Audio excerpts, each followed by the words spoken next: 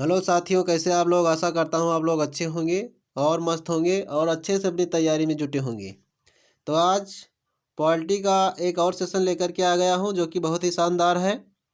जैसा कि मैं पॉलिटी में इम्पॉर्टेंट चीज़ों के करवा रहा हूँ जो पेपर में पूछे जाते हैं। तो आज उसी के आगे बात करते हैं। जो टॉपिक आपका है वो राज्यों का पुनर्गठन है। उसके बाद कौन से मतलब नए राज्यों का गठन कब हुआ, ये सब का सवाल बहुत पूछे जाते हैं कि नए राज्यों का गठन किस वर्ष में हुआ, कौन सा राज्य कब बना, ये सब पूछा जाता है। इसलिए आपको ये सब क्वेश्चन आज करवाए जाएंगे जिससे कि आपके पेपर में कोई क्वेश्चन इस प्रकार का आए तो छूटे नहीं। तो सबसे पहले हम बात करेंगे राज्यों का पुनर्गठन, कि राज्यों का पुनर्गठन किस प्रकार हुआ। तो यहाँ पर जैसा कि लिखा गया है कि भाषा के आधार पर राज्यों का पुनर्गठन उचित है या नहीं, इसकी जांच के लिए संविधान सभा के अध्यक्ष डॉक्टर राजेंद्र प्रसाद ने इलाहाबाद उच्च न्यायालय के अवकाश प्राप्त न्यायाधीश एस के धर की अध्यक्षता में एक 4 सदस्यीय आयोग की नियुक्ति की।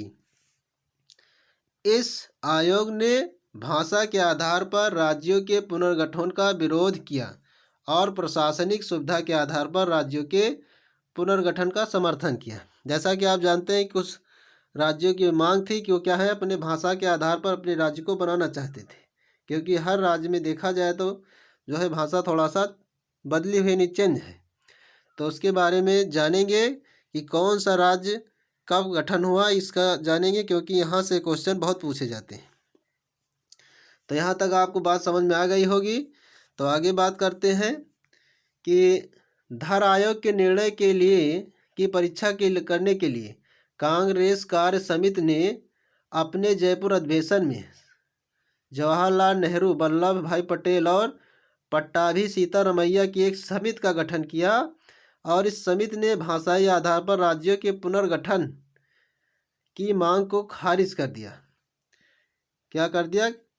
भाषाई आधार पर राज्यों के पुनर्गठन की मांग को खारिज कर दिया, क्योंकि भाषा में बहुत से भाषाई आधार पर अगर गठन किया जाता है तो बहुत से दिक्कतों का सामना भी करना पड़ता है। आगे बात करें तो और बात की गई है कि नेहरू, पटेल एवं सीतारमैया जेवीपी समिति की रिपोर्ट के बाद मद्रास राज्यों के तेलुगु भाषाई ने पोटी श्री रामल्लू के नेतृत्व में आंदोलन प्रारंभ कर दिया और 58 दिन के आमरण अनशन के बाद 58 दिन के आमरण अनशन के बाद कहने का मतलब 15 दिसंबर 1952 ईस्वी को रामुल्लू की मृत्यु हो गई। किसकी मृत्यु हो गई? रामुल्लू की मृत्यु हो गई। रामुल्लू की मृत्यु के बाद प्रधानमंत्री नेहरू ने तेलुगु भाषाइयों के लिए पृथक आंध्र प्रदेश के गठन की घोषणा कर दी और 1 अक्टूबर 1953 ईस्वी को आंध्र प्रदेश राज्य का गठन हो गया। जैसा कि यहाँ पर आप देख रहे हैं, पूछा भी जा सकता है कि आंध्र प्रदेश के राज्य के गठन में किसकी मृत्यु हो गई थी? रामल्लू की मृत्यु हो गई थी।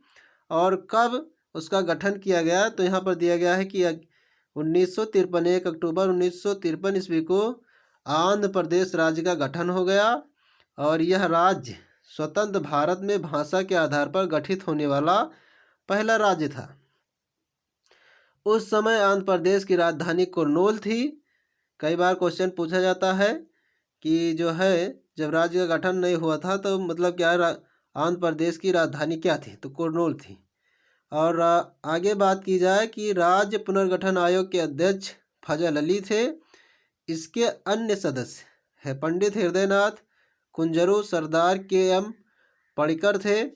राज्य पुनर्गठन अधिनियम जुलाई 1956 ईस्वी में पास किया गया। इसके अनुसार भारत में 14 राज्य एवं 6 केंद्र शासित प्रदेश स्थापित किए गए।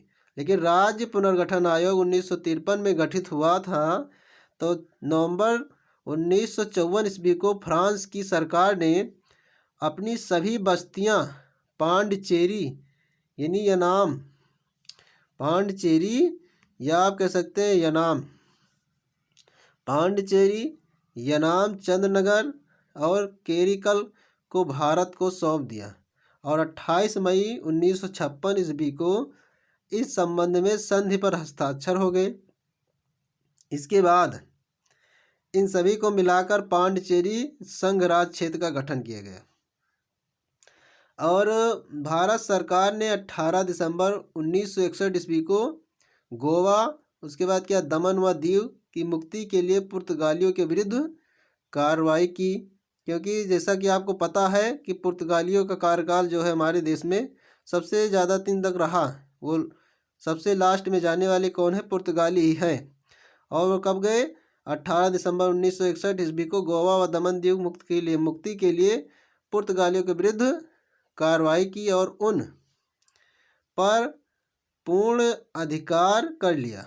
12वें संविधान संशोधन द्वारा गोवा दमन दीव को प्रथम परिशिष्ट में शामिल करके भारत का अभिन्न अंग बना दिया गया। इस प्रकार से बनाया गया। आगे पहले हम ये देख लेते हैं कि कौन से राज्य का कब गठन हुआ, क्योंकि बहुत इम्पोर्टेंट है। जैसा कि अभी आपको बताया गया कि आंध्र प्रदेश की जो गठन हुआ है वो गठन हुआ है 1 अक्टूबर 1953 को। महाराष्ट्र की बात की जाए तो महाराष्ट्र राज्य का गठन 1 मई 1960। गुजरात की बात की जाए तो 1 मई 1960। नागालैंड की बात की जाए तो 1 दिसंबर 1963। हरियाणा राज्य का गठन कब हुआ? 1 नवंबर 1966। हिमाचल प्रदेश की बात किया 25 जनवरी 1971 को गठन हुआ। मेघालय की बात करें तो 21 जनवरी 1972। मणिपुर की बात करें तो 21 जनवरी 1972 मणिपुर का भी हुआ है। त्रिपुरा जो है 21 जनवरी 1972। देखेंगे यहाँ से 3 राज्यों का गठन एक ही डेट पे हुआ है। आगे बात की जाती है, इस टाइप क्वेश्चन पूछे भी जा सकते हैं कि कौन कौन से राज्य का जो है 1972 में गठन हुआ है। अगर सिक्किम की बात करें तो सिक्किम 26 अप्रैल 1975। मिजोरम की बात करें तो 20 फरवरी 1987 को। अरुणाचल प्रदेश की बात की जाए तो 20 फरवरी 1987 को। अब ये भी पूछा जाता है यहाँ जो आ रहा है कि गोवा कौन सा राज्य बना जब इसकी स्थापना हुई, तो क्या है इसका गठन हुआ? तो ये आपका है 25वां राज्य है और जो है 30 मई 1987 को। 26वां राज्य छत्तीसगढ़ है और छत्तीसगढ़ 1 नवंबर 2000 में इसका जो है गठन हुआ है। उत्तराखंड कौन सा राज्य है? 27वां राज्य है। ये पूछा जाता है क्वेश्चन कई बार।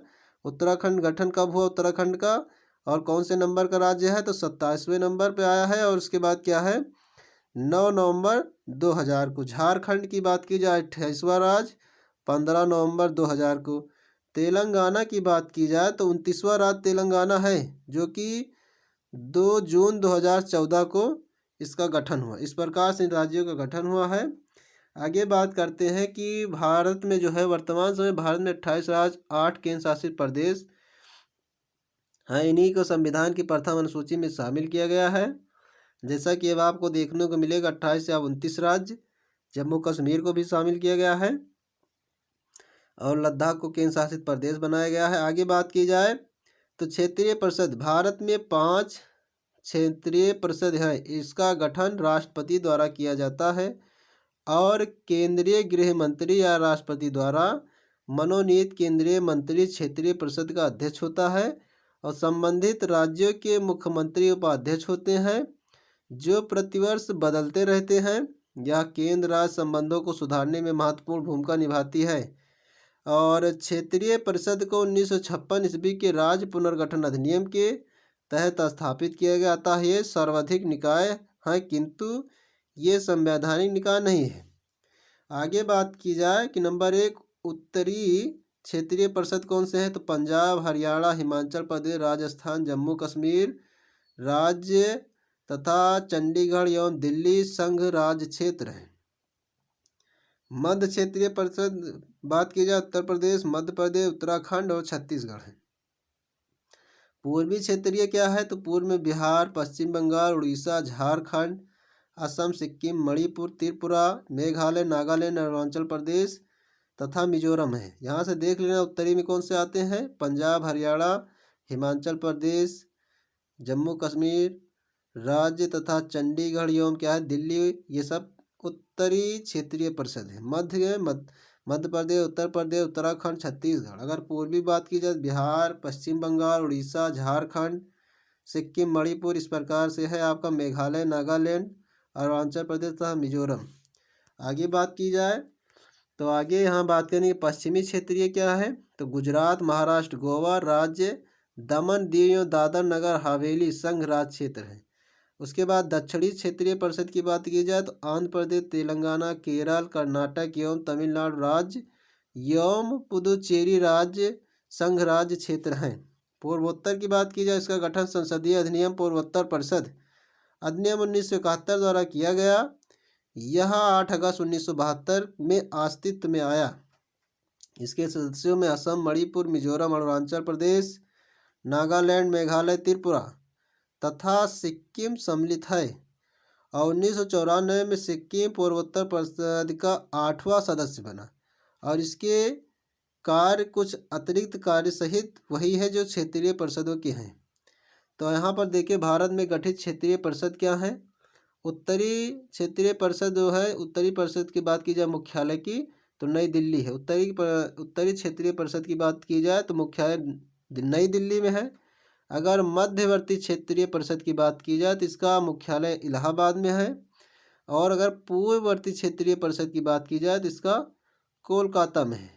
इसी प्रकार से इसका भी है। पश्चिमी क्षेत्रीय परिषद मुंबई में है और दक्षिणी क्षेत्रीय परिषद चेन्नई में है। इस प्रकार से इसके मुख्यालय, यहाँ से क्वेश्चन आपका बन सकता है कि इसका मध्यवर्ती क्षेत्रीय परिषद का मुख्यालय कहाँ है या पूर्व क्षेत्रीय परिषद का मुख्यालय कहाँ है। इस टाइप से क्वेश्चन पूछे जाते हैं। तो जो भी पॉलिटी में कराया जा रहा है वो इम्पोर्टेंट ही कराया जा रहा है। आज के लिए आपका इतना ही था, तो इसको आप लोग पढ़ लेना जिससे कि आपके पेपर में स्थापना या गठन से कोई क्वेश्चन बने, इन्हीं राज्यों के गठन से कोई क्वेश्चन बने तो यहाँ से क्वेश्चन आपका छूटे नहीं। तो इसी के साथ हम अपनी वाणी को विराम देते हैं। जय हिंद, जय भारत।